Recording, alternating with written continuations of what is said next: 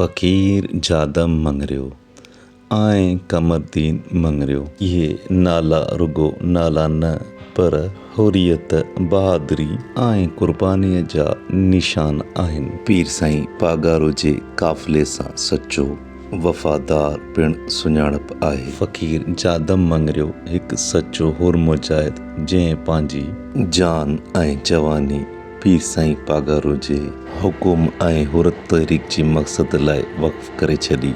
जॾहिं अंग्रेज़ साम्राज ऐं ज़ुल्म जा राज हो, जॾहिं हुर मुजाहिदनि जी ॻीचीअ में फांसी विझी आज़ादीअ जे वाज़ खे दॿाइण जी कोशिश थी रही हुई तॾहिं फ़कीर जादम मंगरियो पंहिंजे ॿाहिरनि सां गॾु सीनो ताणे मैदान में निकितो।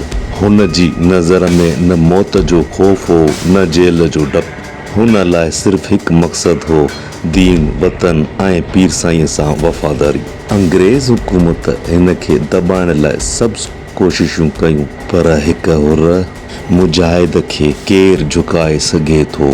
फ़कीर जादम मंगरियो पंहिंजे आख़िरी साह ताईं पीर पागारो जे मिशन सां वफ़ादार रहियो। अॼु असां लाइ संदसि क़ुर्बानी हिकु पैगाम आहे त हक़ ऐं आज़ादी जी राह में न वक़्तु ॾिसणो आहे न अंजाम, रुगो यकीन वफ़ादारी ऐं हौसले सां अॻिते वधिणो आहे। फ़कीर जादम मंगरियो असांजी तारीख़ जो रोशन बाब ऐं हुरियत जो अमर निशान आहे ऐं उन जे नक्शे क़दम ते हलण लाइ उन जो भाणेजो कमरदीन मंगरियो सरे फ़हिरिस्त आहे। कमरदीन मंगरियो हिकु सचो ऐं वफ़ादार आहे जेको पंहिंजे इलाइक़े में कमु तोड़े आयल माण्हुनि जा मसइला हल कंदो आहे। हू पंहिंजे इलाइक़े में बाअसर शख़्सियत रखे थो जंहिं वटि काफ़ी सारा फ़ैसिला ईंदा आहिनि ऐं उहो उन वक़्तु माण्हुनि जा मसइला हल करे धुरियुनि खे खीर खंड कंदो आहे।